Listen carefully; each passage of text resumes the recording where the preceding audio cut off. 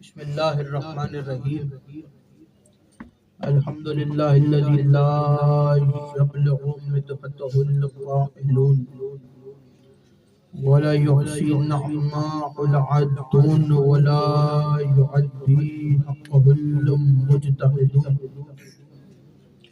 الذي لا يدركه بعد الحمم ولا يناله غوص الفتن الذي ليس لصفته حد محدود ولا نعت موجود ولا وقت معدود ولا أجل ممدود فطر الخلائق بقدرته والنشر الرياح برحمته وبدد الصخور ميدان أرضه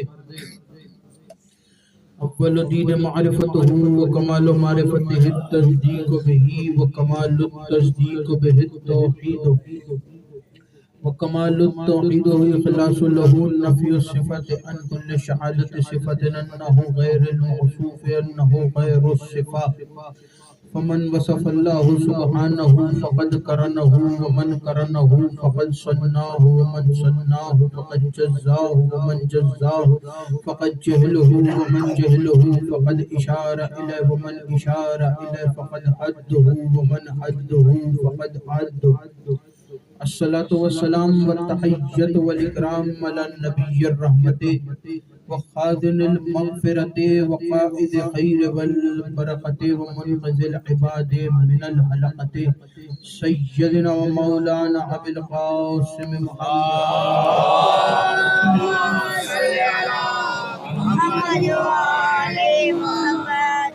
وعلى آله الطيبين الطاهرين المعصومين المظلومين ولعن الله ولا أعدائهم ومنكر فضائلهم وغاصب حقوقهم مجمعين أما بعد فقد قال تبارك وتعالى في كتابه المجيد وفرقانه الحميد وقوله الحق بسم الله الرحمن الرحيم وقال لهم نبيهم آية ملكه أن يأتيكم التابوت فيه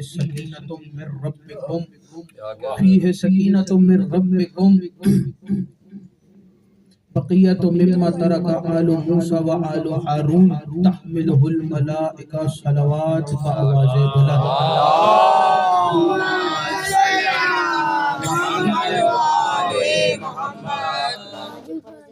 دعا ہے پروردگار عالم سے بانیان کا یہ تمام خرچ اخراجات کوشش کاوش کو اپنی بارگاہ میں قبول و منظور فرمائے آپ حضرات کا اس فرش پہ چلا آیا میرا عظیم خالق اللہ اپنی بارگاہ میں قبول فرمائے آپ کو اس فرش پہ آنے کا بہترین اجر عطا فرمائے کوئی غم نہ دے سوائے غم حسین کے لاکھوں دعاؤں کی ایک دعا میرے اللہ قبر کی پہلی رات ہو زیارت امیر نصیب فرما قیامت کا دن ہو شفاعت شبیر نصیب فرما محشر کے روز خاتم قرآن خاتم دامن اہل بیت نصیب فرما ہمارے آخری وارث حضرت حجت کے ظہور میں تاجیل فرما ہمیں امام کے انوار و انصار میں شامل فرما اور ہر عزادار کو مرنے سے پہلے لازمی ایک مرتبہ تمام زیارات مقدسہ کی زیارت نصیب فرما تمام دعاؤں کو قبولیت تک پہنچا سہارا درود کلے مل کے بلند آواز سے صلوات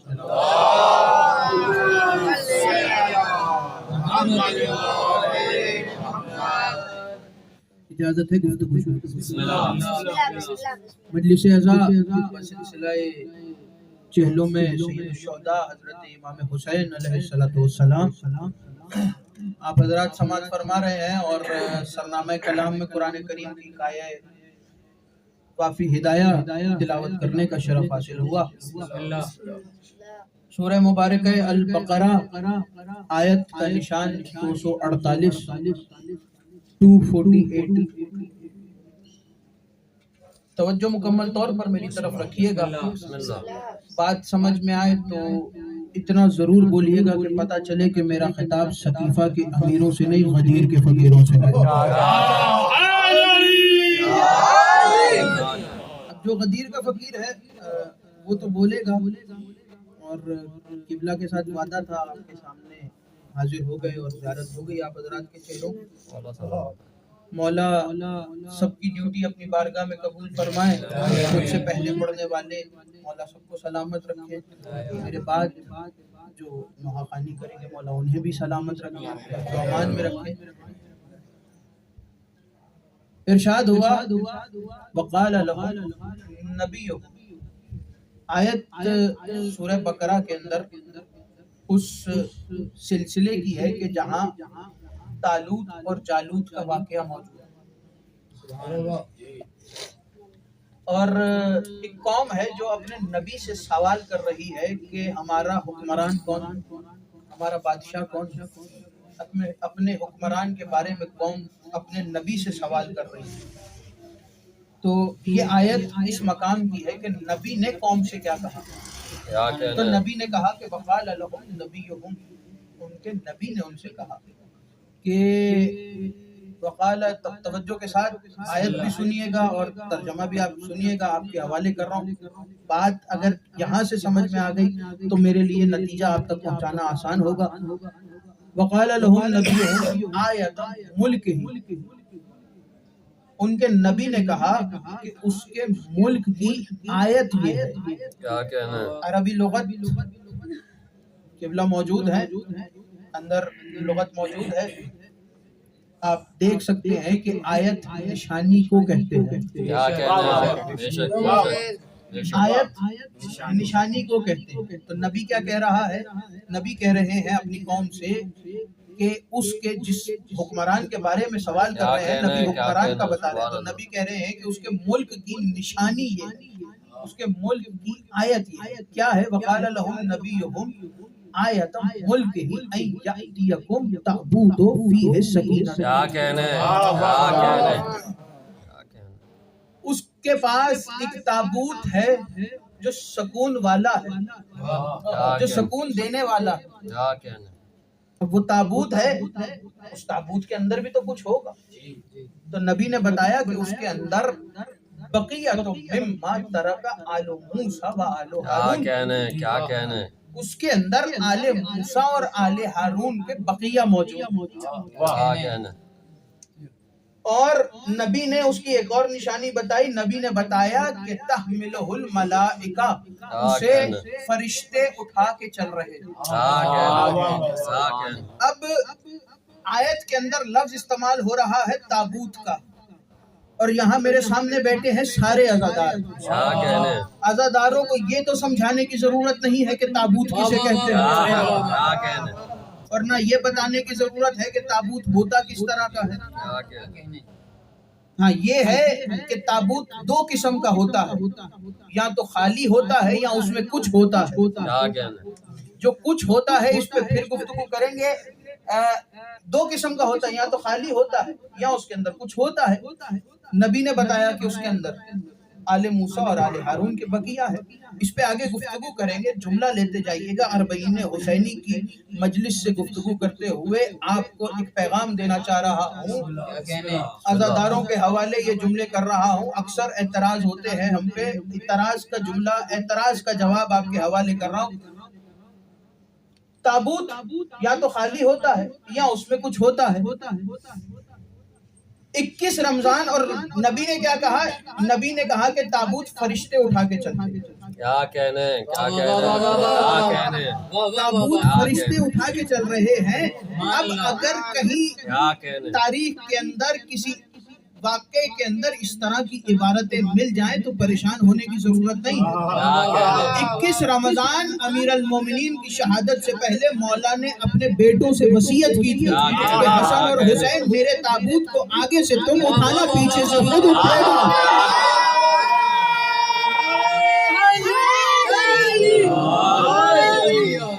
آگے سے تم اٹھانا، پیچھے سے خود چلے گا۔ سبحان اللہ۔ تو تابوت یا تو خالی ہوتا ہے یا اس، اور یہ جملہ لیتے جائیے کہ ہم عزادار حسین ابن علی اپنی مجلسوں کے اندر، اپنے جتنے بھی یہ پروگرام ہے جہاں ہم تابوت برآمد کرتے ہیں، تو یہ یاد رکھیے گا بچوں کہ ہم اس تابوت کو خالی سمجھ کے نہیں لاتے۔ اور جملہ لیتے جائیے گا جب ہم تابوت کو خالی، لکڑی کے تابوت کو خالی سمجھ کے نہیں لاتے تو ہم سانس لیتے ہوئے زلجنا کو بھی خالی سمجھ کے نہیں لاتے۔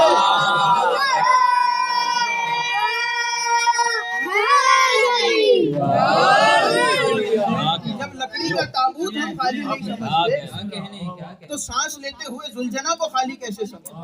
ہم جب تابوت لاتے ہیں تو ہمارے ذہن میں ہے کہ یہ کسی کا تابوت ہے تو وہ یقیناً اندر ہوگا، جس کا ذوالجناح ہے وہ یقیناً ذوالجناح پہ ہوگا۔ تو نبی نے کیا نشانی بتائی کہ تابوت اور تابوت کے اندر کچھ تبرکات، اب تبرکات کا بھی مجھے آپ جیسوں کو سمجھانا پڑے گا کہ تبرک کیسے کہتے ہیں۔ تبرکات ہے، اور تبرکات میں کیا ہے؟ بقیۃ مما ترک آل موسیٰ و آل ہارون، اس کے اندر آل موسیٰ اور آل ہارون کی بقیہ۔ تفاسیر کو پڑھیے، تاریخ کو پڑھیے، فہرست موجود ہے کہ اس کے اندر کیا کیا سامان تھا۔ کسی نے لکھا اس کے اندر کسی نبی کی عبا تھی، کسی نبی کا امامہ تھا، کسی نبی کے کمر بند تھا، کسی نبی کی تلوار تھی، موسیٰ کی عصا تھی، اور صرف امامہ، ابا، قبا، تلوار، کمر بند، عصا صرف یہ نہیں تھا بلکہ کسی نبی کی نالین بھی تھی۔ تبرکات میں نالین بھی موجود تھی، اور کمال کی بات دیکھیے نالین وہ موجود تھی کہ جس کے بارے میں خدا نے قرآن میں کہا کہ جب حضرت موسیٰ طور پہ گئے تو خدا نے کہا فَقْلَ عَلَى النَّالَيْكَ، اے موسیٰ نالین اتار کے آؤ۔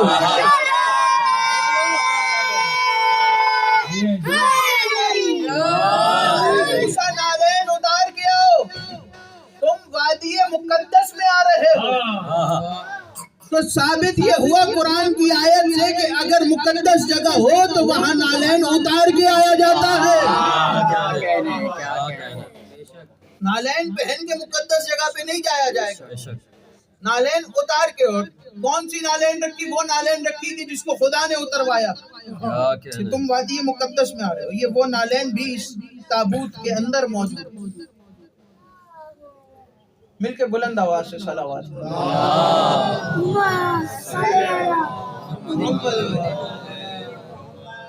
یہی چراغ جلیں گے تو روشنی۔ اس کے اندر انبیاء کا بقیہ ہے، کسی کی عصا ہے، کسی کا امامہ ہے، امامہ بھی تبرک، کسی کا تلوار ہے، کسی کی نالین۔ تو یہ معلوم ہوا کہ انبیاء کی بقیہ ماندہ چیزیں لوگوں کے لیے بابرکت ہے۔ انبیاء سے جو چیز منسوب ہو جائے، نبی سے جو چیز منسوب ہو جائے وہ برکت دینے والی ہے۔ برکت دینے والی ہی چیز کو تبرک کہتے ہیں۔ تو نبی سے جو چیز منسوب ہو جائے، کسی بھی نبی سے منسوب ہو جائے، وہ برکت دے رہی ہے۔ اور اسی آیت کے بعد یہ واقعہ تفسیر کے اندر موجود ہے، پورا واقعہ نہیں پڑھ رہا، ایک جملہ سنتے چلیے گا کہ یہ قوم جو سوال کر رہی ہے اپنی نبی سے تابوت کے بارے میں، یہ تابوت پہلے بھی اسی قوم کے پاس تھا۔ توجہ، یہ قوم کے پاس پہلے بھی تابوت موجود تھا، لیکن پہلے انہوں نے اس تابوت کی اس طریقے سے عزت و تحریم نہیں، اس کی وہ عزت نہ کی تو خدا نے تابوت واپس لے لیا۔ اب کس طریقے سے لیا پورا تفصیلی واقعہ قرآن کے اندر موجود ہے، لیکن اتنا معلوم ہے کہ جب ان سے لیا تو کچھ لوگ وہ تابوت لے کے چلے گئے، اور لے کے جا کے ایک مقام کے اندر، ایک کمرے کے اندر بند کر کے رکھ دیا۔ اور جب بند کرنے لگے کمرے کو تو تابوت کو نیچے رکھا، اس کے اوپر بت کو رکھا۔ توجہ، تابوت نیچے ہے، تابوت کے اوپر بت رکھا، کمرے کو تالا لگا کے چلے گئے۔ صبح واپس آئے تو بت نیچے تھا، تابوت اوپر تھا۔ بت نیچے تھا تو تابوت اوپر تھا۔ معلوم یہ ہوا کہ تابوت بھی بت شکن ہوتا ہے، تابوت بھی بت شکن ہوتا ہے۔ دوسرے دن انہوں نے پھر تابوت کو نیچے رکھا اور اس کے اوپر وزنی بت رکھ دی۔ اگلے دن جب دوبارہ آئے، صبح آ کے دروازے کا تالا کھولا تو دیکھا کہ بت نیچے گرے پڑے اور ٹوٹے ہوئے۔ تو معلوم یہ ہوا کہ تابوت بت شکن ہوتا ہے، چاہے پتھر کے بت توڑے چاہے دلوں کے بت توڑے۔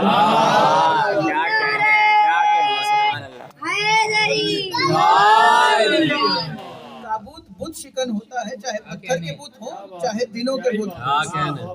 اور آج کل کے دور میں پتھر کے نہیں دلوں کے بت، تو تابوت بت شکن ہوتا ہے، اور اگر بت شکن کا تابوت ہو، بت شکن کا تابوت دیکھ کے تو بڑے بڑوں کے دلوں کے بت ٹوٹتے ہیں۔ بہرحال تابوت کے اندر انبیاء کا بقیہ، اور کون کون سے نبی کا بقیہ ہے؟ حضرت طالوت جن کے بارے میں یہ ہے، ان سے پہلے جتنے انبیاء گزرے ان سب کا بقیہ موجود ہے، آل موسیٰ اور آل ہارون کا بقیہ موجود ہے۔ تو جن کا بقیہ موجود ہے، میرا ایک سوال ہے آخری آدمی تک جتنے بیٹھے ہیں، میرا ایک سوال یہ ہے کہ جس نبی کا جو بقیہ تھا، کیا اس نبی نے اپنی اس چیز کے بارے میں یہ کہا کہ یہ مجھ سے ہے اور میں اس سے ہوں؟ کیا کسی نبی نے کہا کہ یہ چیز مجھ سے ہے اور میں اس سے ہوں؟ کیا کسی نے کہا کہ یہ عصا میرا ہے، میں اس سے ہوں اور یہ عصا مجھ سے ہے؟ کیا کسی نبی نے کہا؟ کہیں نہیں ملے گا۔ پھر تاریخ کے اندر خدا نے 4 کتابیں اتاری، سب جانتے ہیں 4 کتابیں کون کون سی؟ زبور، توریت، انجیل اور قرآن۔ 4 کتابیں، 4 انبیاء، جن پہ چاروں پہ کتابیں خدا نے اتاری، آسمانی کتابیں، ان چاروں کو وزیر بھی دیے، کیا کہنے، ان چاروں کو وسیع بھی دیے، وزیر اور وسیع ان چاروں کے پاس۔ زبور حضرت داؤد کو ملی، حضرت داؤد کا وزیر بھی موجود ہے۔ تورات حضرت موسیٰ کو ملی، حضرت موسیٰ کے 2 وزیر ہیں۔ قرآن کہہ رہا ہے کہ پہلے وزیر حضرت ہارون ہے، جس کے بارے میں حضرت موسیٰ نے دعا مانگی کہ میرے اللہ مجھے ایک وزیر عطا کر، اور کیسے عطا کر؟ میرے اہل بیت میں سے ہو، اور صرف اہل بیت میں سے نہیں ہو بلکہ میرا بھائی ہو، ہارون ہو۔ جملہ ایک آپ کے حوالے کروں، یہاں گفتگو کو روک کے ایک جملہ آپ کے حوالے کروں کہ موسیٰ نے دعا مانگی، اور دعا مانگتے ہوئے موسیٰ نے پورا پتہ بتایا ہے کہ یہ وزیر ہونا چاہیے۔ موسیٰ نے خود دعا مانگی، توجہ، موسیٰ خود دعا کر رہے ہیں کہ میرے اللہ ایک وزیر عطا کر، میرے اہل بیت میں سے میرے بھائی ہارون کو میرا وزیر بنا۔ قرآن کے اندر تاریخ کہتی ہے، قرآن کے اندر آیت موجود ہے، آیت کہتی ہے، قرآن کہتا ہے کہ رسول نے خود دعا نہیں مانگی، آوازیں قدرت آئی میرے حبیب دعا مانگ، پھر نبی نے دعا مانگی کہ میرے اللہ اپنی اندیت میں سے ایک وسیع عطا کر۔ موسیٰ کیا کہہ رہے ہیں؟ میرے اہل بیت میں سے عطا کر۔ رسول کیا کہہ رہے ہیں؟ اپنے پاس سے عطا کر۔ موسیٰ نے نام لیا تھا، نبی نے کہا ایسا عطا کر جو سلطان نصیر ہے،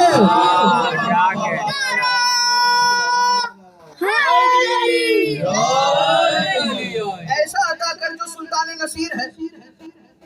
اب توجہ رکھیے گا، موسیٰ کے 2 وزیر، ہارون کی وفات کے بعد تاریخ کہتی ہے کہ موسیٰ کے دوسرے وزیر جناب یوشع بن نون، یہ جناب موسیٰ کے 2 وزیر، ہارون کی وفات کے بعد یوشع بن نون۔ پھر آ جائیں جناب عیسیٰ پر، عیسیٰ کے اوپر انجیل نازل ہوئی، اور عیسیٰ کو وزیر جو ملا جناب شموئیل، جناب عیسیٰ کے وزیر ہیں۔ یہ 3 نبی اور 3 وزیر۔ سوال یہ ہے کہ کیا کسی نبی نے اپنے وزیر کے بارے میں کہا؟ کیا موسیٰ نے کہا کہ توریت ہارون سے ہے اور ہارون توریت کے ساتھ ہے؟ کیا موسیٰ نے کہا کہ توریت ہارون کے ساتھ ہے اور ہارون توریت کے ساتھ ہے؟ کیا عیسیٰ نے کہا کہ انجیل شمول کے ساتھ ہے اور شمول انجیل کے ساتھ ہے؟ نہیں ملے گا، کسی نبی کا جملہ نہیں ملے گا۔ پوری تاریخ نبوت میں ایک ہی نبی ہے اور ایک ہی وسیع ہے جس کے بارے میں نبی نے حدیث بتائی ہے، اور وہ نبی کوئی اور نبی نہیں، سلطان الانبیاء ہے، جس نے منبر مدینہ پر بیٹھ کے کہا تھا کہ دنیا والوں قرآن علی کے ساتھ ہے اور علی قرآن کے ساتھ ہے۔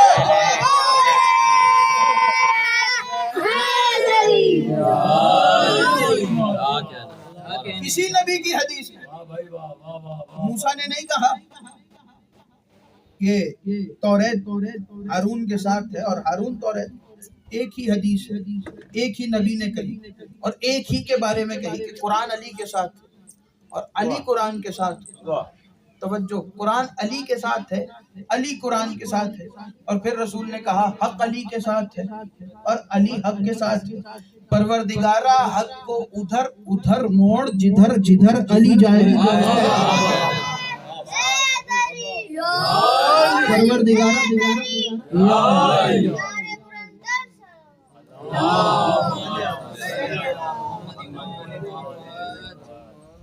میں بہت ہی مزاج سے ہٹ کے گفتگو کر رہا ہوں اور آہستہ انداز میں گفتگو کر رہا ہوں، اب توجہ رکھیے گا۔ رسول نے کیا کہا؟ حق کو ادھر ادھر موڑ جدھر جدھر علی جائے۔ رسول کی حدیث سے ثابت یہ ہوا کہ علی آگے آگے ہے، حق پیچھے پیچھے ہے۔ علی آگے آگے ہے، حق پیچھے پیچھے ہے۔ جملہ آہستہ سے آپ کے حوالے کروں گا اور دیکھوں گا کہ کون ہے جو امیر المومنین کا چاہنے والا ہے اور فضیلت علی پہ بولتا نہیں ہے۔ حق آگے آگے ہے، علی آگے آگے ہے، حق پیچھے پیچھے ہے۔ جدھر جدھر علی جائیں گے حق بھی ادھر ادھر جائے گا۔ میں جملہ آپ کے حوالے کر رہا ہوں کہ بس حق کے ساتھ ہمیشہ رہنا، علی کے پیچھے پیچھے رہو گے تو حق رہو گے، علی سے آگے بڑھو گے تو باطل ہو جائے گا۔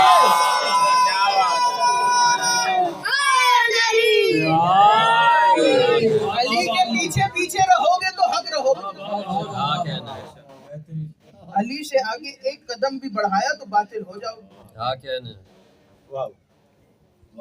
علی سے آگے نہ جانا۔ علی حق، علی حق، علی حق، علی حق، علی حق، علی حق، علی حق، علی حق۔ علی سے آگے جانے کی کوشش بھی نہ کرنا، اس لیے کہ علی رسول کہہ رہے ہیں کہ حق کے ساتھ ہے اور حق علی کے ساتھ ہے، تو علی حق ہے۔ کسی نبی کی حدیث نہیں کہ کسی نبی نے کہا ہو کہ میرا وزیر حق کے ساتھ ہے اور حق میرے وزیر کے ساتھ ہے۔ صرف علی کے بارے میں حدیث ہے کہ قرآن علی کے ساتھ ہے، علی قرآن کے ساتھ ہے، حق علی کے ساتھ ہے اور علی حق کے ساتھ ہے، صرف ایک حدیث۔ اور کیا کہا کہ برکت کے لیے اٹھا کے چلتے تھے تابوت، اور اس کے اندر انبیاء کے تبرکات اور تبرکات برکت دیتے، اور اسے ملائکہ اٹھا کے چلتے۔ ملائکہ نے جب پہنچا دیا تو آگے خدا نے کہا کہ اس کو انسان اٹھا کے چلتے ہیں تاکہ ان کے پاس برکت رہے۔ توجہ، پورا واقعہ قرآن کے اندر سورہ بقرہ کے اختتام کے اندر موجود ہے۔ اس کو انسان اٹھا کے چل رہے ہیں، پہلے ملائکہ لے کر آئے، جہاں سے چلا وہاں سے ملائکہ لے کر آئے، انسانوں کے حوالے کی۔ انسان کیوں اٹھا کے چل رہے ہیں؟ تاکہ برکت کے لیے کام آئے۔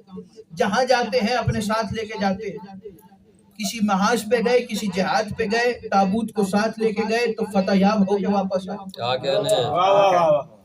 انبیاء کے بقیہ کی کتنی برکت ہے کہ محاذ پہ جا رہے ہیں تو فتح یاب ہو کے آ رہے ہیں۔ انبیاء کے بقیہ چیزیں، انبیاء سے منسوب چیزیں لوگوں کو فتح یاب کر رہی ہیں۔ جہاں جا رہے ہیں اس کو ساتھ لے کے جا رہے ہیں، برکت کے لیے لے کے جا رہے ہیں۔ تو انبیاء کا بقیہ تو انسان اٹھا رہے ہیں، رسول کسے اٹھا رہے ہیں کہ دنیا نے یہ دیکھا ہے۔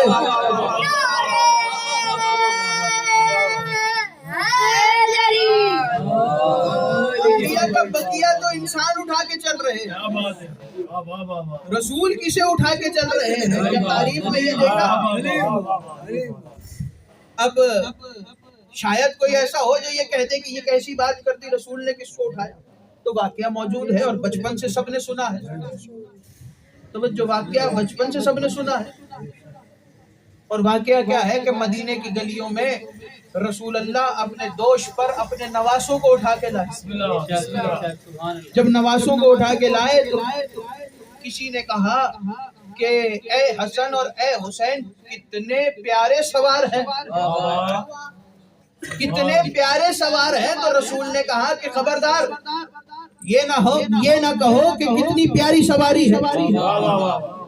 کسی نے کہا کہ اے حسن اور حسین کتنی پیاری سواری ملی ہے آپ کو، دنیا والوں کے بچے عام گھوڑوں اور اونٹوں پہ گھوم رہے ہیں، آپ کو کتنی پیاری سواری ملی ہے کہ آپ ختم رسول کے دوش پہ بیٹھے ہیں، ختم المرسلین کے کاندھوں پہ سوار ہیں، تو رسول نے اس کو ٹوک کے کہا کہ خبردار یہ نہ کہو کہ کتنی پیاری سواری ہے، بلکہ یہ کہو کہ کتنے پیارے سوار ہیں۔ یہ نہ کہو کہ کتنی پیاری سواری ہے، یہ کہو کہ کتنے پیارے سوار ہیں۔ اور کسی کو حوالہ چاہیے ہو تو حوالہ عربی فارسی کی کتابوں سے نہیں، بلکہ ابھی 14 اگست گزری ہے یا نہیں گزری؟ مولا سلامت رکھے۔ 14 اگست کو کیا ہوا ہے؟ مولا سلامت رکھیں جناب۔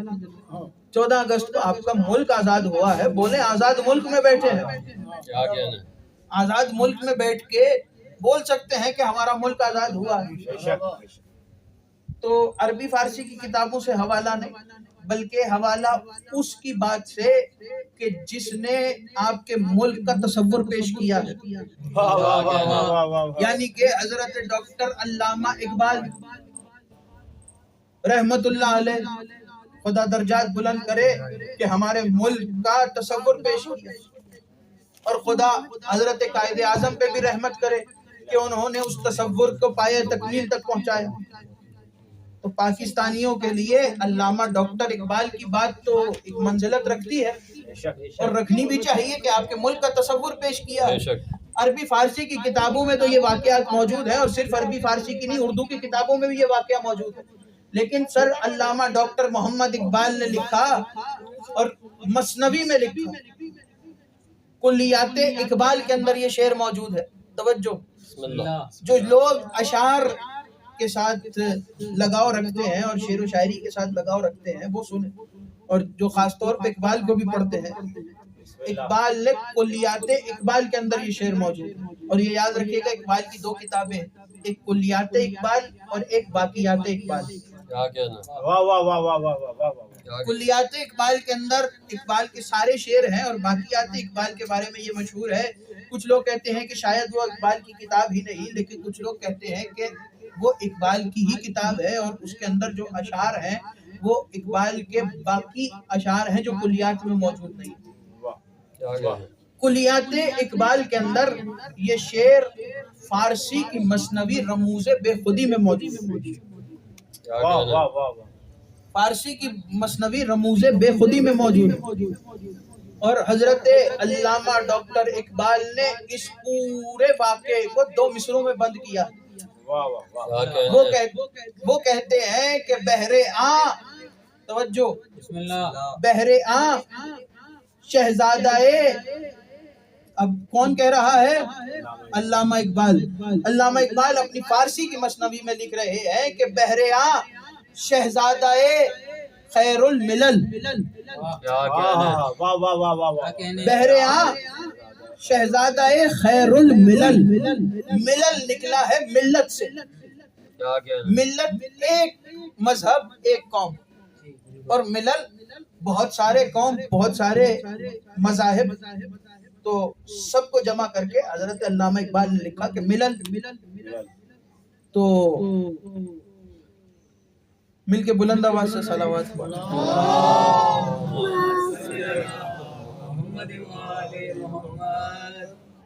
بہرے آ شہزادہ خیر الملل۔ اقبال کہہ رہے ہیں کہ حسین تمام ملتوں کا شہزادہ ہے، تمام مذاہب کا شہزادہ ہے، اور صرف تمام مذاہب کا نہیں بلکہ اسلام کا شہزادہ ہے۔ اقبال کہہ رہے ہیں بہرے آ شہزادہ ختم الملل، دوش ختم المرسلین۔ کون کہہ رہا ہے؟ اقبال۔ بہرے آ شہزادہ ختم، بہرے آ شہزادہ، بہرے آ شہزادہ، بہرے آ شہزادہ ختم الملل، دوش ختم مرسلین، دوش ختم مرسلین۔ اب اقبال کہہ رہے ہیں کہ دوش ختم المرسلین، حسین کے بارے میں اقبال کہہ رہے ہیں کہ حسین اسلام کا شہزادہ ہے، حسین اسلام کا شہزادہ ہے، اور حسین کو رسول کے دوش کی سواری ملی ہے، حسین کو رسول کے کاندھوں کی سواری ملی ہے، حسین رسول کے کاندھوں کا سوار ہے۔ یہاں اقبال نے یہ بات تو لکھ دی، لیکن اقبال نے ایک جملہ لکھا، اقبال نے اس شعر میں کہا کہ حسین اسلام کا شہزادہ ہے، واہ واہ واہ واہ واہ تو اقبال نے یہ تو طے کر دیا کہ اسلام کا شہزادہ صرف حسین ہے، واہ واہ واہ واہ اسلام کا شہزادہ صرف حسین ہے۔ اب اگر 10-15 سال کے بعد کوئی یہ کہے کہ کربلا 2 شہزادوں کی جنگ تھی، تو یہ تو معلوم ہو گیا اقبال کے شعر سے کہ اسلام کا شہزادہ حسین ہے۔ تو میرا سوال یہ ہے، یزید کہاں کا شہزادہ ہے؟ یزیدیت یزیدیت حسینیت حسینیت نعرہ حیدری، عظمت امام حسین بلند ترین صلوات۔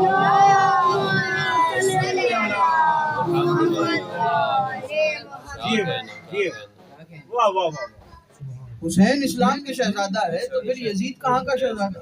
کیا کہنا تو اگر یزید حسین سے بیعت مانگ رہا ہے تو معلوم یہ ہوا کہ حسین سے بیعت مانگنا ایسا ہے کہ جیسے پورے اسلام سے بیعت مانگ، پورے مذہب سے بیعت مانگ رہا ہے۔ اور عام شخصیت نہیں حسین، حسین وہ ہے کہ جو نفس رسول بھی ہے اور نفس خدا بھی ہے۔ کیا کہنا اور یہ بات میں اپنی طرف سے نہیں کر رہا، حسین اس کا فرزند ہے جو نفس رسول اور نفس خدا ہے۔ واقعہ ہجرت کی آیت کے مطابق علی خدا کا نفس ہے، اور واقعہ مباہلہ کی آیت کے مطابق علی رسول کا نفس ہے۔ اس لیے کہ شب ہجرت قرآن کی آیت کہہ رہی ہے کہ ایک من ہے جو بستر پر لیٹ کر خدا کی مرضیاں خرید رہا ہے، اس نے اپنی مرضیاں اسے بیچی ہے جس نے اپنا نفس خدا کو دیا ہے۔ خدا نے اپنی مرضیاں اسے دی ہیں جس نے اپنا نفس خدا کو دیا ہے۔ اور مباہلہ کے میدان میں رسول جانے سے پہلے خدا نے آیت نازل کی کہ اے میرے حبیب ان سے کہہ دو کہ کل تم اپنے بیٹوں کو لانا، ہم اپنے بیٹوں کو لائیں گے، تم اپنی عورتوں کو لانا، ہم اپنی عورتوں کو لائیں گے، تم اپنے نفسوں کو لانا، ہم اپنے نفسوں کو لائیں گے۔ تو جب نفسوں کی باری آئی تو رسول اور تو کسی کو لے کے نہیں گئے، صرف علی کو لے کر گئے۔ تو مباہلہ کے میدان میں رسول نے ثابت کیا کہ علی نفس خدا بھی ہے اور نفس رسول خدا بھی ہے، قرآن کی روح سے بات ثابت۔ تو حسین کس کا بیٹا ہے؟ اس کا بیٹا ہے کہ جو نفس خدا بھی ہے اور نفس رسول خدا بھی ہے۔ تو حسین سے بیعت مانگنا بالکل ایسے ہے کہ جیسے خدا اور رسول سے بیعت مانگنا۔ اور حسین بیعت سے انکار کر رہے ہیں تو صرف حسین بیعت سے انکار نہیں کر رہے بلکہ خدا اور رسول بیعت سے انکار کر رہے ہیں۔ اور جملہ آپ کے حوالے کروں کہ صرف خدا اور رسول نہیں بلکہ زیارت وارثہ کے مطابق امام جعفر صادق نے جو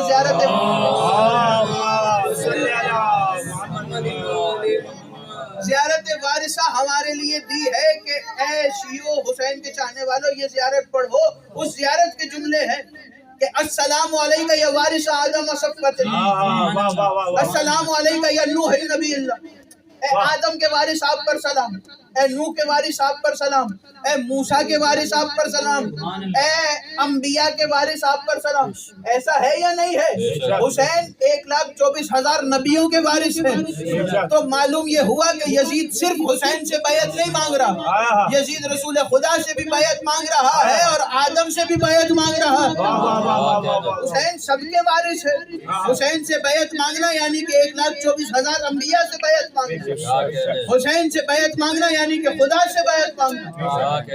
تو حسین کا انکار یعنی کہ 1,24,000 انبیاء کا انکار، حسین کا انکار یعنی کہ خدا کا انکار۔ توجہ مکمل طور پر میری طرف رکھیے گا، بات آ گئی تو یہ جملے آپ کے حوالے کر رہا ہوں۔ یہ جملے موضوع میں نہیں تھے لیکن جملے اب آ گئے تو آپ کے حوالے کر رہا ہوں کہ 28 رجب جب حسین ابن علی ولید کے دربار میں پہنچے تو ولید نے کہا کہ یہ حسین یزید نے خط لکھا ہے کہ میری بیعت کرو۔ واہ واہ توجہ، یزید نے خط لکھا ہے کہ میری بیعت کرو، تو حسین نے کہا کہ میں اس کی بیعت کروں تو کروں کیسے؟ اس لیے کہ مجھ جیسا وہ نہیں ہے، اس جیسا میں نہیں ہوں، مجھ جیسا وہ نہیں ہے، مجھ جیسا وہ نہیں ہے، اس جیسا میں نہیں ہوں۔ حسین نے کہا ولید لکھ یزید کو، حسین اس کی بیعت کرے تو کرے کیسے؟ اس کے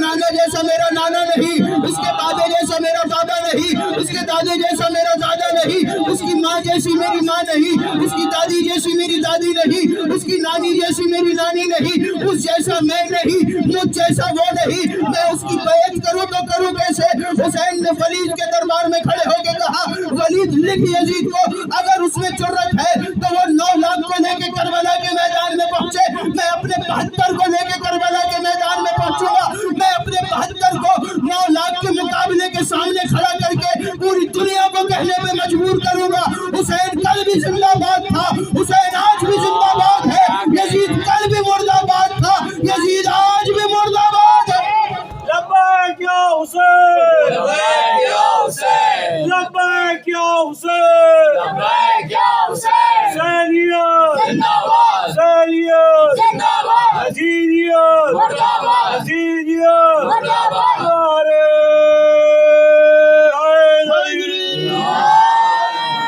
کیا کہنا ہے؟ سبحان اللہ۔ حسین سے بیعت یعنی کہ خدا سے بیعت، حسین کا انکار یعنی کہ خدا کا انکار، اور دنیا والوں نے رٹ لگائی ہوئی ہے اللہ پہچانو، اللہ پہچانو، اللہ پہچانو، کیا کہنا ہے؟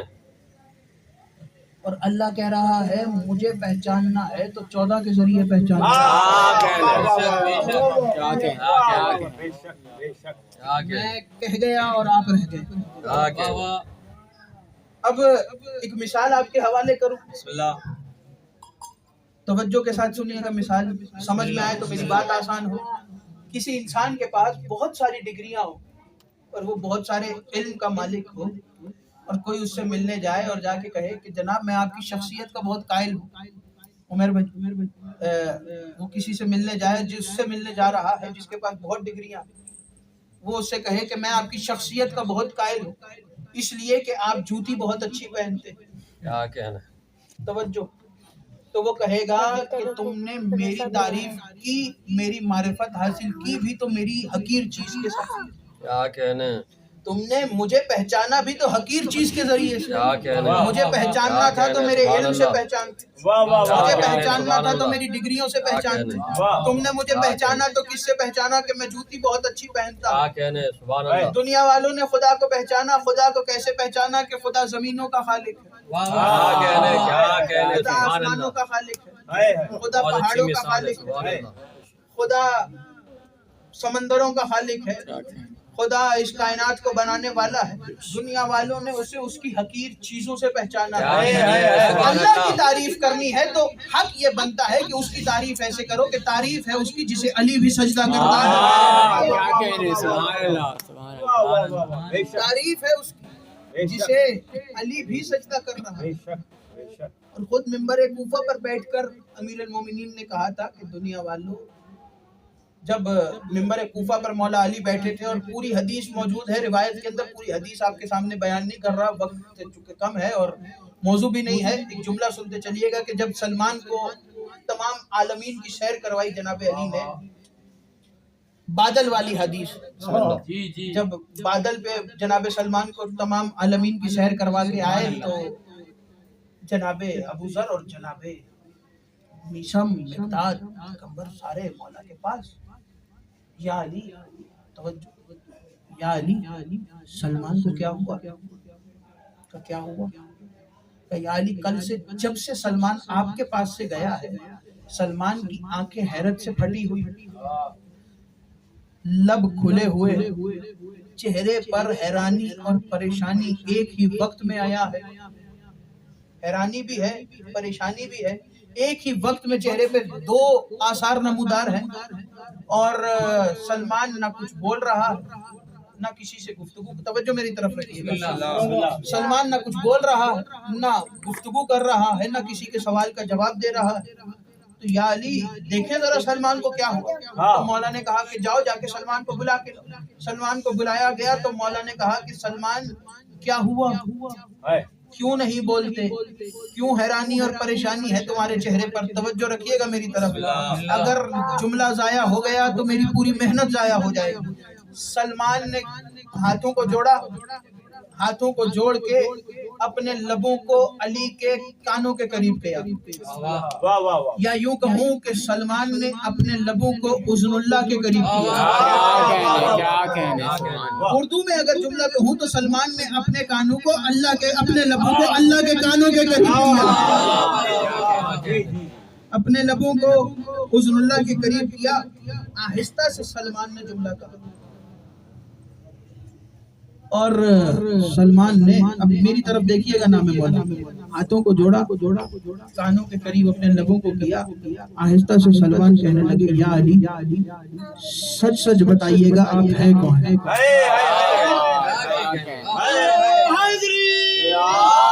یا علی سچ سچ بتائیے گا آپ ہیں کون؟ تو مولا نے کہا کہ علی کو سمجھنا مشکل ہے سلمان، اگر علی کو سمجھنا ہے تو علی کو سمجھنے کے لیے یا مصطفیٰ ہونا پڑے گا یا خدا ہونا پڑے گا۔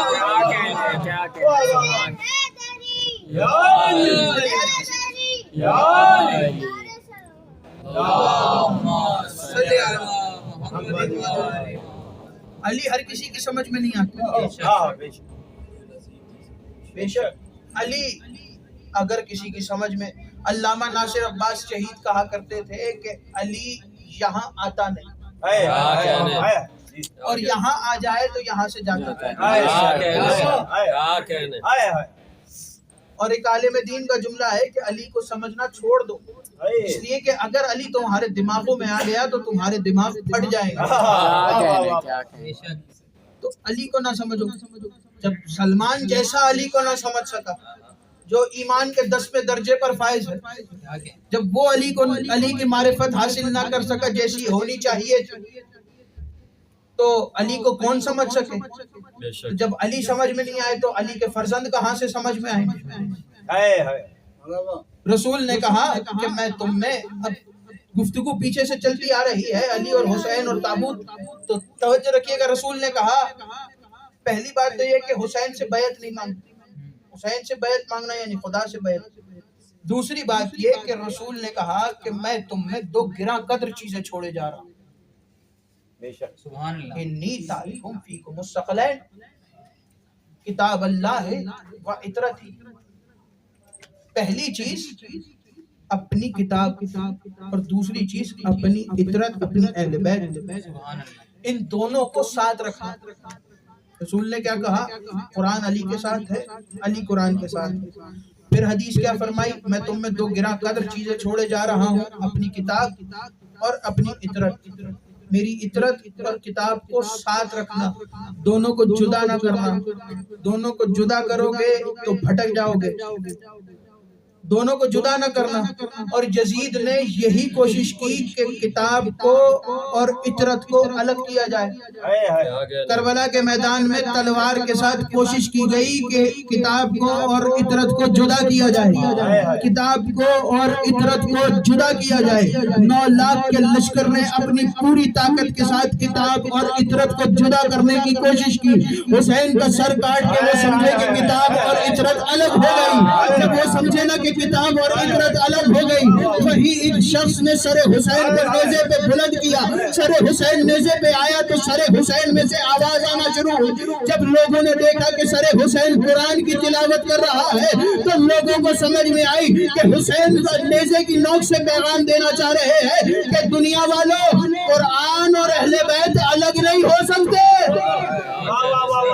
جب میرا بابا قرآن کے ساتھ اور قرآن میرے بابا کے ساتھ، اور پھر میرے نانا نے کہا کہ یہ جدا نہیں ہو سکتے، تو پھر تم کون ہوتے ہو ہمیں جدا کرنے والے؟ اور پھر نوکے نیزہ پر حسین ابن علی نے کربلا سے لے کے شام تک تلاوت کی۔ ایک جملہ اکثر کہا جاتا ہے اور اس جملے کی اکثر نفی کرتا ہوں، کہ ایک جملہ کہا جاتا ہے کہ 10 محرم کے بعد، جنہوں نے دیکھا ہے وہ تائید کریں گے میری، اکثر سوشل میڈیا پہ یہ جملہ چلتا ہے کہ 10 محرم گزری اور اسٹیٹس لگانا شروع کر دی کہ امتحان حسین ختم شروع، امتحان زینب شروع است۔ یہ جملہ غلط ہے۔ سوال کریں اب آپ کی کیسے، تو میں آپ کو بتاؤں، یہ تو مانتے ہیں سب کہ حسین نے نوکے نیزہ پہ تلاوت کی، تو تلاوت تو وہی کرے گا جو زندہ ہوگا. واہ واہ واہ واہ واہ واہ. لب تو اسی کے ہلیں گے جو زندہ ہے. حسین نے معجزہ تو دکھایا کہ حسین زندہ ہے، اور صرف حسین کا معجزہ نہیں بلکہ مقاتل کے اندر روایت ہے کہ سر حسین والا نیزہ اکثر مقام پر آ کر رک جاتا تھا اور بڑھتا نہیں تھا. پوری روایت موجود ہے کہ نیزہ رک جاتا تھا تو پھر آگے بڑھتا نہیں تھا. شمر سید سجاد کے پاس آ کے تازیانے مارتا تھا اور سید سجاد سے کہتا تھا. تو یہ جملہ غلط ہے اس لیے کہ جب یہ مانتے ہو کہ حسین نیزے پر زندہ ہے تو سوال یہ ہے کہ کیسے حسین نیزے سے بہن کو بغیر چادر کے دیکھ رہے ہیں. وہ بھائی جس کے سامنے بہن کبھی اپنے گھر میں نہ چلی تھی وہ کیسے نیزے سے دیکھ رہا ہے؟ تو یہ بھی تو حسین ابن علی کا امتحان ہے کہ وہ نیزے کی نوک سے دیکھ رہے ہیں کہ بہن کے سر پہ چادر نہیں ہے، اور مارنے والا کوئی پتھر مار رہا ہے، کوئی تازیانے مار رہا ہے. جی بھر کے گریہ کرنا آزادارو، جی بھر کے پرسہ دینا. خدا کسی غم میں نہ رلائے سوائے غم حسین کی. لیکن امام جعفر صادق جملہ فرماتے ہیں کہ ہمارے جد کے مصائب پر ایسے گریہ کیا کرو جیسے بوڑھی ماں جوان بیٹے کے لاشے پر. ایک جملہ امام صادق کا یہ ہے کہ امام صادق فرماتے ہیں خدا ان آوازوں پر رحمت نازل کرے جو آوازیں ہمارے جد کے مصائب میں بلند ہوتی ہیں. جناب سیدہ کو جیسے آپ کے آنکھ کے آنسو پسند ہے ویسے ہی آپ کی گریے کی آوازیں بھی پسند ہیں. جی بھر کے گریہ کرنا آزادارو. اور ویسے بھی آخری دن چل رہے ہیں، اگلے برس ان مجلسوں میں وہی روئے گا جو موجود ہو. اپنی ہر مجلس کو آخری مجلس سمجھ کے گریہ کیا کرو، اور رونے میں شرمانا نہیں آزادارو، اس لیے کہ تمہیں رونے پہ کوئی تماچے نہیں مارے گا. تمہیں کوئی رونے پہ تماچے نہیں مارے گا. تمہارے ہاتھ ماتم کے لیے آزاد ہے، تمہارے ہاتھوں میں رسن نہیں ہے، تمہارے ہاتھوں میں زنجیریں نہیں ہے. آزادارو کیا پتہ کس کے پہلو میں سید سجاد بیٹھے ہوں.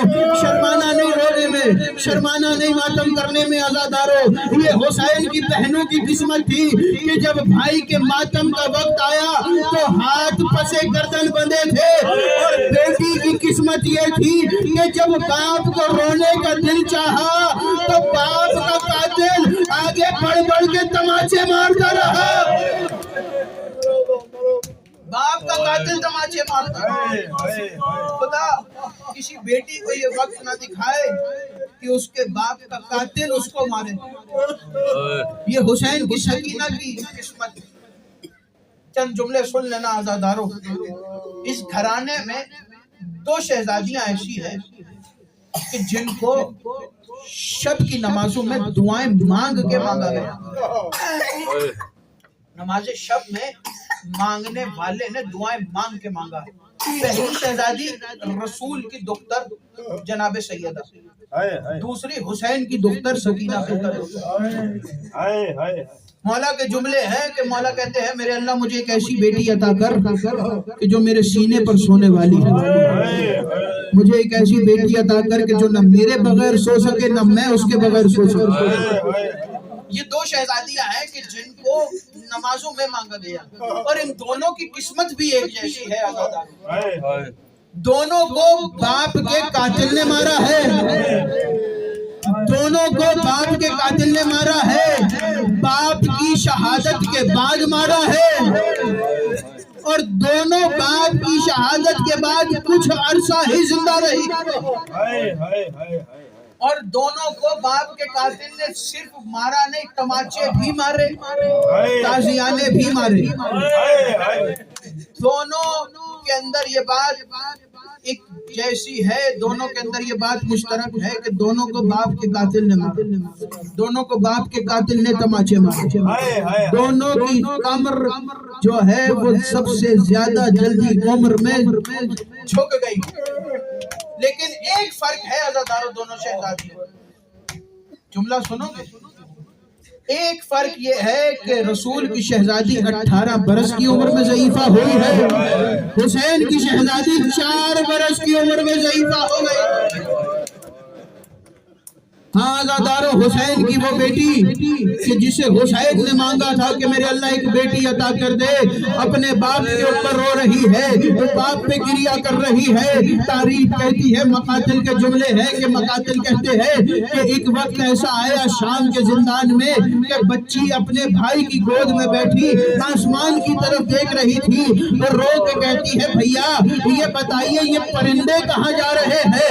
मौला सज्जाद रो के कहते हैं, सकीना ये परिंदे अपने घरों की तरफ जा रहे हैं। सैयद सज्जाद ने जुमला कहा तो शहजादी उठी और कहने लगी कि भैया ये बताइए कि हम अपने घर को लौट के कब जाएंगे? वो बच्ची जिसको घर जाने का बहुत शौक था, आज़ादारों ये वो बच्ची है जो बार बार पूछती थी कि भैया हम वतन कब जाएंगे, भैया हम घर को लौट के कब जाएंगे। एक दिन ऐसा आया कि जिंदान में शहजादी की आंख लगी, आंख का लगना था कि अभी चंद लम्हे गुजरे थे कि शहजादी तड़प के उठी और रो के कहा कि फूफी अम्मा बाबा कहाँ पर है? अभी बाबा आए थे, फूफी अम्मा बाबा कहाँ है? शहजादी ने गिरिया करना शुरू किया। आज़ादारों, कसरे यजीद में यजीद की नींद खराब हुई। इस मलौन ने कहा कि कौन रो रहा है आधी रात को? एक जालिम ने कहा कि यजीद, हुसैन की 4 साल की सकीना गिरिया कर रही है। आज़ादारों, जुमले कहना थे कि यजीद ने कहा कि उसको उसके बाप का सर दे दो। एक तश्त में हुसैन का सर रखा गया, तश्त में हुसैन का सर रख के जिंदान की तरफ लाया गया। वो बच्ची जो बाप के सीने पे सोती थी, एक मर्तबा बाप का सर देखा, बाप को याद करने वाली बच्ची ने हाथों को फैलाया, हाथों को फैला के जमीन पर लेट गई। सैयद सज्जाद ने कहा, सकीना बाबा का सर आया है, क्यों नहीं लेती? तो कहा, भैया पहले मैं बाबा के सीने पे सोती थी, आज बाबा का सर मेरे सीने पे, आज बाबा का सर मेरे सीने पे रखिए। आज़ादारों, शहजादी ने बाबा का सर सीने पे रखा। सीने पे रखने के बाद शहजादी ने बाबा के सर को उठाया, उठा के बोसे दिए। बोसे देकर बीबी ने बैन करना शुरू किया। रो के कहती है, बाबा कहाँ चले गए थे? बाबा आपके बाद बहुत मारा गया, बाबा आपके बाद मुझे तमाचे मारे गए, बाबा आपके बाद मेरे गोशवारों को नोचा गया, बाबा आपके बाद मेरे कुर्ते के दामन को आग लगी, बाबा आपके बाद मेरे सर की चादर छीन ली गई, बाबा आपके बाद मेरी फुफियों की रिदाएं छीन ली गई, बाबा आपके बाद हम शाम आ गए, बाबा आपके बाद बहुत मारा गया। किसी ने पत्थर मारे, किसी ने ताजियाने मारे। क्रिया करने के बाद कहती है, बाबा ये बताओ आपके चेहरे पर ये निशान कैसे है? आपकी अबरूएं कैसे कटी? आपकी दाढ़ी पर खून कैसा है? अभी बच्ची बैन कर रही थी कि अचानक हंस खा के शहजादी जमीन पर गिरी। सैयद सज्जाद आगे बढ़े, आगे बढ़ के नब्ज पे हाथ रखा और रो के गिरिया करके कहा, इन्ना लिल्लाहि व इन्ना इलैहि राजिऊन। फूफी अम्मा सकीना बाबा के पास चली गई। आज़ादारों, जुमले याद है ना? ये वो बच्ची है कि जो बार बार वतन जाने का पूछती थी कि भैया हम वतन कब जाएंगे, भैया हम वतन कब जाएंगे। आज़ादारों, एक वक्त आया कि यजीद ने रिहाई का हुक्म जारी किया। सैयद सज्जाद ने शराइत रखी। शाम में हुसैन की पहली मजलिस बर्पा हुई। शाम में जुमले सुन लेना आज़ादारों, शाम में हुसैन की पहली मजलिस बर्पा हुई। फातह शाम बीबी ने हुसैन की पहली मजलिस बर्पा की। फर्श अज़ा बिछाया गया, बीबियां बैठी, शाम की औरतें बैठी मजलिस पढ़ने के लिए। वो बीबी मिंबर पे आई कि जो हुसैन के कत्ल की चश्मदीद गवाह है, जो 70 कदम पे खड़े होके रो रो के कहती रही, जालिम ना मार, मेरी माँ ने चकिया पीस पीस के पाला है। आज़ादारों, बीबी ने गिरिया शुरू किया, बीबी ने मसाइल शुरू किए, गिरिया होने लगा। شام کی عورتیں رونے لگی. اچانک آواز آئی اے بیویوں راستہ بناؤ, شہداء کے سر آتے ہیں. شہداء کے سر لائے گئے, جہنم کی مجلس بنانے آئے. ہونا نہ جاؤ, دو جملے اور سن لینا. شہداء کے سر آتے ہیں, شہداء کے سر لائے گئے. عزادار آواز آئی بیویوں راستہ بناؤ, عباس کا سر آ رہا ہے. عباس کا سر آیا, بیویوں نے گھیرا بنایا. کوئی بیوی رو کے کہتی تھی واہ حجابہ, کوئی بیوی رو کے کہتی تھی واہ حسرتہ, کوئی بیوی رو کے کہتی تھی واہ حجابہ. عزادارو گریہ ہو رہا ہے, عباس کا ماتم ہوا. آواز آئی بیویوں راستہ بناؤ, حسین ابن علی کا سر آ رہا ہے. حسین کا سر آیا, وہ بہن نے آگے بڑھ کے سینے سے لگایا. گریہ شروع ہوا. بیویاں رو رو کے کہہ رہی تھی واہ غربتا, واہ مظلومہ, واہ حسینہ. شام میں گریہ ہو رہا ہے. عزادارو گریہ ہو گیا. محمل تیار ہو گئے, بیویوں کو محمل میں سوار کرایا. اب بی بی زینب نے دائیں دیکھا, بائیں دیکھا, آواز دے کے کہا سجاد تمہاری ماں ام رباب نظر نہیں آ رہی. سجاد ام رباب کہاں ہے؟ جملہ یاد ہے نا عزادارو کہ بچی بار بار وطن کا پوچھتی تھی. سید سجاد نے کچھ کہا نہیں بلکہ پھوپھی کے ہاتھ کو پکڑا اور ہاتھ کو پکڑ کے چلنا شروع کیا. چلتے چلتے شام کے زندان کے دروازے پہ پہنچے. زندان کا دروازہ کھولا, ایک چھوٹی سی قبر پہ ماں لپٹ کے کہہ رہی تھی سکینہ اٹھو, رہائی مل گئی. سکینہ اٹھو, اب بیٹا اٹھو, وطن کو چلے. سکینہ رہائی مل گئی. عزادارو بیوی کو اٹھا کے محمل پہ سوار کرایا گیا. دو جملے شہزادی نے کہے اے شام کی عورتوں, میری بچی کو اندھیرے سے بہت ڈر لگتا ہے. اگر تمہیں فرصت ملے تو ایک دیا میری شہزادی کی قبر میں چلا دینا, اور میری بچی پیاسی بہت تھی, اگر فرصت ملے تو کچھ پانی اس کی قبر پہ ڈال دینا. آخری جملے سن لینا. عزادارو قافلہ کربلا پہنچا. کربلا کے میدان میں تاریخ کہتی ہے کہ حسین کی قبر کا پہلا زائر جناب جابر موجود تھے. جابر قبر حسین سے لپٹے, رو کے کہہ رہے تھے حسین قبر میں سے جواب کیوں نہیں دے رہے؟ یہ صحابی جب بھی سلام کرتا تھا حسین تم جواب دیتے تھے. اچانک قبر حسین میں زلزلہ آیا. آواز آئی جابر میری قبر کو چھوڑ دو, جابر میری قبر سے ہٹ جاؤ. جابر نے کہا حسین کیا ہوا؟ رو کے قبر حسین سے آواز آئی جابر 1 سال کے بعد میری بہن میرا چہلم منانے آ رہی ہے.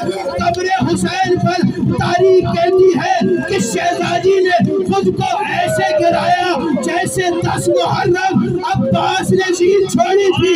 بھائی کی قبر سے لپٹی اور رو کر گریہ شروع کیا. بہن نے کہنا شروع کیا اے بھائی تمہارے بعد چادریں لوٹی گئی, اے بھیا تمہارے بعد تازیانے مارے گئے. گفتگو کرنے کے بعد آخری جملہ عزادارو بی بی نے اپنے دوپٹے سے پلو سے ایک چیز کو نکالا, قبر حسین پہ رکھا.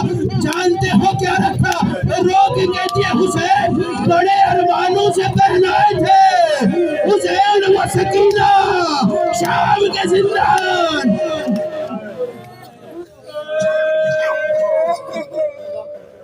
اللہ لعنت اللہ علی قوم الظالمین. ماتم حسین